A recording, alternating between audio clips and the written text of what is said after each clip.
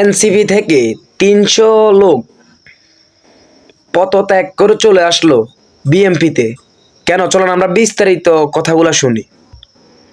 NCP থেকে পদত্যাগ করে আমরা জাতীয়তাবাদী দল বিএনপিতে আমরা যোগদান করতে এসেছি। এখানে জাতীয় নাগরিক পার্টি এনসিপি ছেড়ে বিএনপিতে যোগ দিয়েছেন ৩ শতাধিক নেতাকর্মী। ত্রয়োদশ জাতীয় সংসদ নির্বাচনে এনসিপি জামায়াতে ইসলামীতে যোগ দেওয়ায় তারা বিএনপিতে যোগ দেন।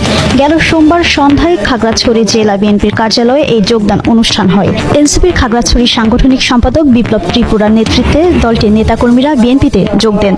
অনুষ্ঠানে এনসিপি জেলা সাংগঠনিক সম্পাদক বিপ্লব ত্রিপুরা বলেন, তারা ভেবেছিলেন এনসিপি দেশের সাধারণ মানুষের কথা ভাববে এবং ন্যায় প্রতিষ্ঠায় কথা বলবে, কিন্তু ত্রয়োদশ জাতীয় সংসদ নির্বাচনে এসে দেখলেন জামায়াতে ইসলামীতে যোগদান করেছে এনসিপি। এ কারণে তারা স্বেচ্ছায় ১৯৭১ সালে মুক্তিযুদ্ধের স্বাধীনতার পক্ষে জাতীয়তাবাদী দল বিএনপিতে যোগদান করেছেন।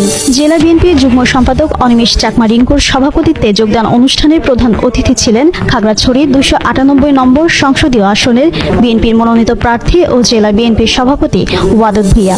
এ সময় তিনি নবাগত নেতাকর্মীদের স্বাগত জানিয়ে বলেন, পাহাড়ের শান্তি, সম্প্রীতি ও গণতন্ত্র পুনরুদ্ধারে বিএনপি ঐক্যবদ্ধভাবে কাজ করে যাচ্ছে এবং আমাদের দলের